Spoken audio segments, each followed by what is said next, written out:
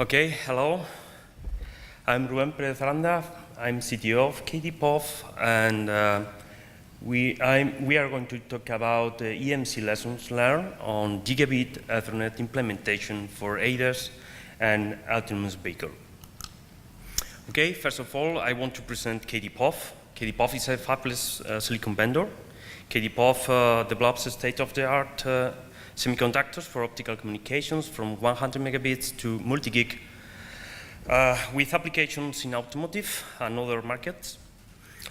We were incorporated in 2010. We are about 30 workers, most of them engineers. We are located in Madrid, Spain, and we are ISO 9001. We develop standardized technology. We standardize in IEEE 802.3. So we implement something that can be interoperable with several implementations.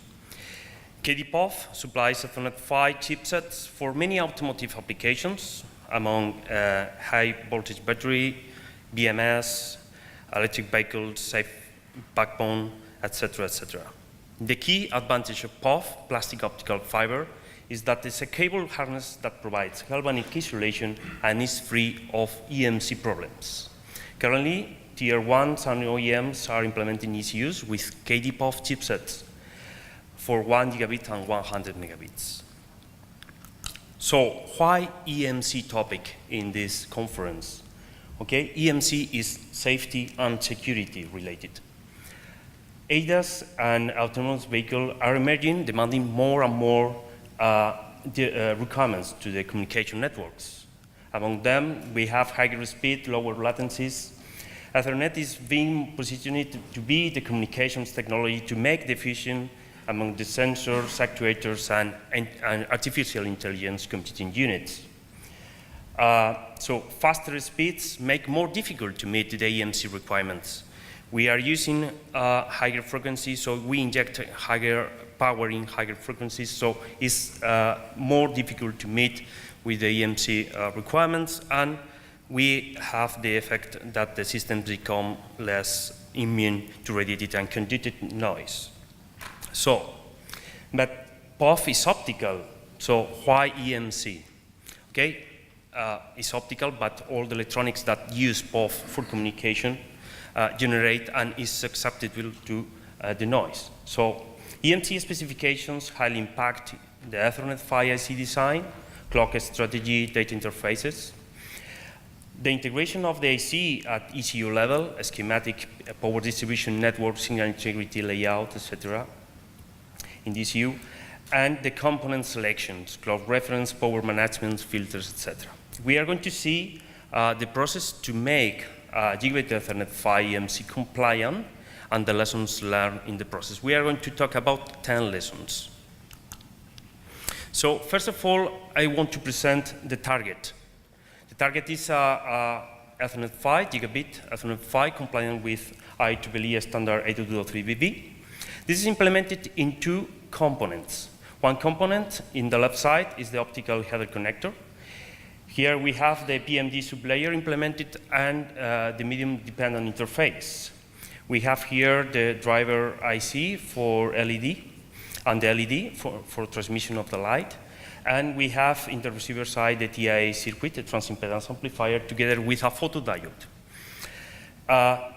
It's also implemented in this component optical lenses, mechanical attachment, mating of the fiber connector, and it's very important the EMC shielding. On the other hand, we have the transceiver IC. In this IC is implemented the PCAs and PMA sublayers of the Ethernet PHY standard. We implement their modulation, forward error correction, channel equalization, time recovery, etc. And this chip exports standardized interfaces like RDMI, serial DMI, to be connected the PHY to a microprocessor, to a switch, or whatever is needed. It also includes safety sensors like voltage, temperature, etc., that are able to produce interrupts to the microprocessors for safety applications, and management interface. Okay, we have the PHY that has to be integrated in our reference design. The objectives of the reference designs from IC vendor is that the reference design has to be a guide for the tier 1 of how to integrate the PHY in DCU. Has to solve the component selection, has to solve the power distribution network, the coupling, filtering, stability, has to solve the signal integrity, has to recommend PCB stack up and layout, has to demonstrate the full functionality of the component, and has to be a technology vehicle for the tier 1s, evaluation vehicle for the tier 1s and OEMs. Has to be able to operate between -40 and 105 degrees, and has to support the car battery supply conditions, and has to be EMC compliance without metal box. You can see there that we have in the reference design power management, all the power supply filters with protection to be able to pass all the EMC requirements. We have wake up and sleep functionality. We have standard interfaces to be connected to Ethernet testers, etc., etc. Okay, in EMC we have to talk about noise emissions compliance and about noise immunity. First of all, we have some examples here about the noise emissions compliance, EMI. We have the device under test, for example, in the left side, top side in the screen. You can see that for radiated emissions, we have to put the device under test in the front of a horn antenna for frequencies over 1 GHz. We have for frequencies below 1 GHz, we put the antenna in front of the cable harness. Or, for example, in the bottom side, you can see examples of the conducting emissions using current method or voltage method specified by international standards.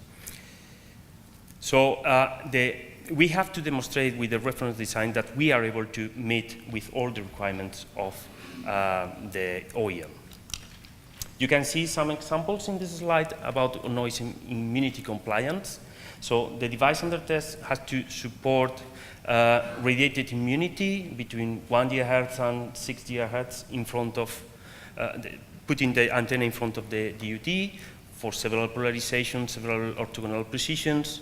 We have the same test with different kind of antenna in front of the harness. We have bulk current injection.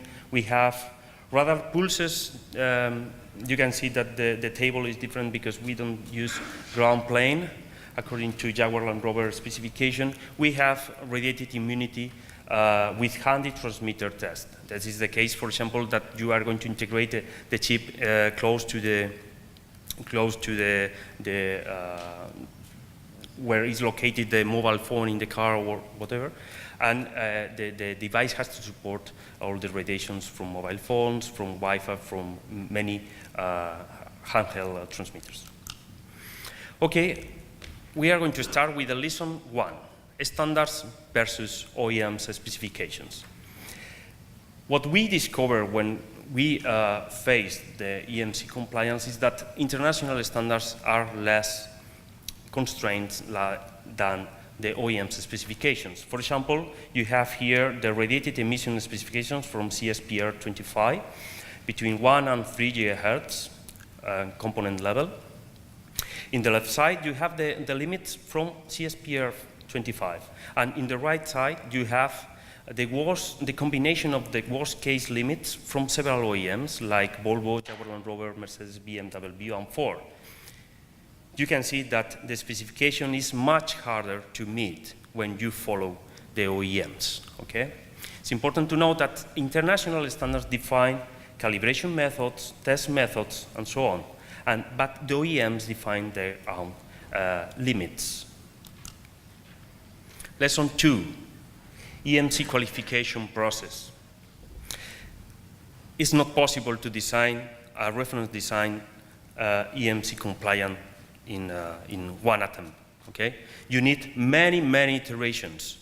And because you need many iterations and you need to do the iterations very fast, you need to implement some pre-compliance lab in your design location. So it's very important, these pre-compliance activities, because two main reasons. The first is to speed up the redesign process, and the other is to reduce the cost of the EMC compliance process. To give you an example, one EMC compliance session's cost is equal to the total laboratory cost of the pre-compliance, okay? Finally, you need to go to EMC compliance lab to be EMC qualified. You can see here some examples of EMC pre-compliance measurements. The first one is the radiated emissions. We use a TEM cell, very small TEM cell, able to work over 3 GHz frequency. You can see that the TEM cell is inside a RF shielding box, and we connect this TEM cell through DC block, LNA, to a spectrum analyzer. And we connect with remote grounding using license the ECU to the power supply. The EUT to the power supply. This setup is very useful for near field measurements of E and H fields. It's very useful to correlate the emissions, the radiated emissions of the EUT in front of antenna in the anechoic chamber when you don't change the radiative structure. So if you reduce the emission in one frequency 5 dB, you are going to get the same improvement in the anechoic chamber. And it's very, very repetitive, the measurements with this TEM cell. Another example of pre-compliance is conducted emissions. We use the same RF shielding box, and you can see there that the EUT is connected using the license, that the artificial networks, to the spectrum analyzer using a splitter. We can use the splitter, two different splitters. One splitter with 0 degrees deviation between the two paths, to measure the common mode noise injected in the power supply cables. It correlates very well with far field radiated emissions below 1 GHz in front of the harness, and it also correlates very well with current method conducted emissions. If we use an inductive 180 degrees splitter, we can measure the differential mode that, together with the common mode, correlate very well with voltage method in artificial network and current methods. Another example is radiated immunity, pre-compliance setup. Here we use RF generators, pulse generators, spectrum analyzer for monitoring the signal that we are injecting in the TEM cell, because the TEM cell is a device that is bidirectional. We can read from TEM cell currents, but we can put currents in the TEM cell to generate electrical and magnetic fields. For doing immunity, we use high power RF amplifiers, and we modulate with pulses using an RF switch. In the red side, you can see the shielding box containing the TEM cell inside, and we use an optical attenuator to put in sensitivity operation the device under test. The device under test inside the chamber is connected by optical communications to a reference device outside that is connected to Ethernet tester equipment. So we are able to validate if there is error in the packet transmission or not when we inject the noise in the device under test.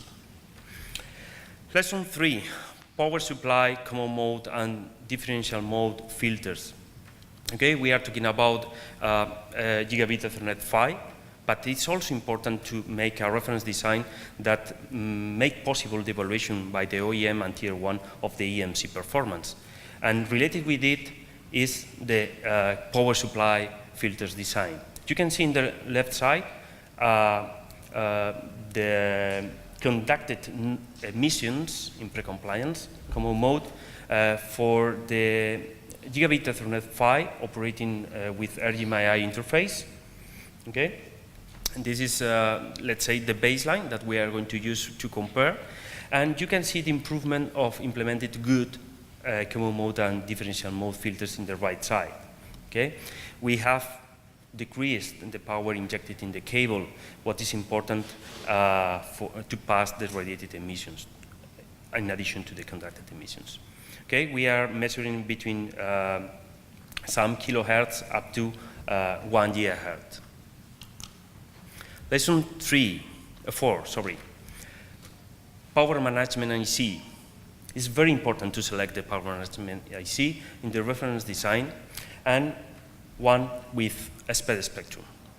Using a spread spectrum is very important to reduce the noise injected in the cable, and you can see in the right side how the pulses in the low frequency generated by the switching operation of the power management IC are reduced a lot using a spectrum, although, okay, the single tone is converted in a broadband noise. But what is important is that the power noise density is reduced for the frequencies that are constrained in the standards.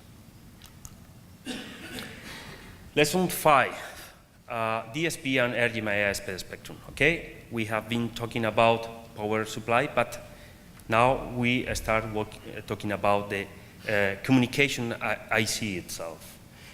You can see here how we improve using a spectrum, a spread spectrum in the clocks that we use internally in the gigabit PHY chip. This is very important to take into account these considerations, the clock architecture at the beginning of the design to pass EMC. So we included 5 PLLs within the IC. 2 of them are clear and jitter clocks that we use for the digital to analog converter, transmit side, and analog digital converter in the receiver side. But the rest of the clocks that we use in the chip for DSP, TX, DSP, RX, or the interface, data interface, use a spread spectrum. This allows to us, for example, for RGMI to reduce the noise injected in some of the harmonics related to RGMI, for example, 125 MHz and 500 MHz. We can reduce between 31 dB and 16 dB the noise injected in the cable and radiated to the air. Another reason is serial GMI interface. Okay, we have been using in the previous experiments parallel interface. This is a de facto standard in when we integrate GMI is a de facto standard when we integrate the gigabit PHY with in a ECU with microprocessor, but we also have serial GMI. This SerDes interface presents additional advantages in EMC, because this is a differential match transmission lines versus a single-ended and match signals of RGMI. We have embedded clock and not synchronous transmissions with 125 MHz clock. And we reduce the number of traces that we use in the PCB. So you can see how we have we decrease the noise injected from 100 to 1 gigahertz when we use RGMI and serial GMI. Okay, this is another reason learn. Wow, unexpected. Okay, another reason is that the spectrum is more important in high frequencies. We see here some measurements for radiated emissions using the TEM cell that I explained before. You can see in the left side the result of using RGMI, the noise that is captured from 1 GHz to 6 GHz using this TEM cell. And when we apply in the silicon the use of the spectrum clock for DSP and RGMI, you can see how the noise is reduced in many of the bands. Okay, so I highlight there some examples of improvement. For example, you can see -18, -16, -14 dB, and this is important to pass the EMC test. Another reason is the reference clock. All the Ethernet PHYs use 25 MHz reference clock. We can select 25 MHz crystal or oscillator. It's not easy, this decision from the EMC viewpoint. For example, if we use crystal, this is better from the noise emissions performance. It's cheaper, but it may be worse in immunity. When we use oscillator, we have a more robust device against noise, but we are able to measure energy in harmonics 100, 200, and so on, because the very short rise and fall time of these devices. There is another option that is MEMS-based oscillators that are very useful for microprocessor and other devices in the ECUs, but for communication system, the problem is the jitter that typically penalize the sensitivity. No? We typically prefer to use, from the performance point of view, quartz-based crystal or oscillators. So in the left side, you see the use of the oscillator. You can see a lot of harmonics of the clock. And in the right side, you can compare using a crystal that is less radiative component. Yeah. Okay. I'm almost finished. Okay. Lesson 9. Okay, we have cleaned everything in the noise sources. So we are now working on improving some other parts. One of the lessons that we learn is the difference between differential strip lines and microstrips. And the lesson learned is that we should use strip lines because the noise is not radiated outside the PCB when we route the traces under the PCB.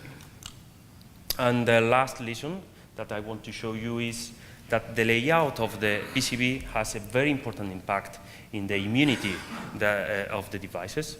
So as an example, you can see the layout for the crystal component. We have some problems around 1.1 GHz. The immunity performance is bad. But if we use improved layout for the crystal, we can solve all the problems of the immunity. Okay, that's all from my side.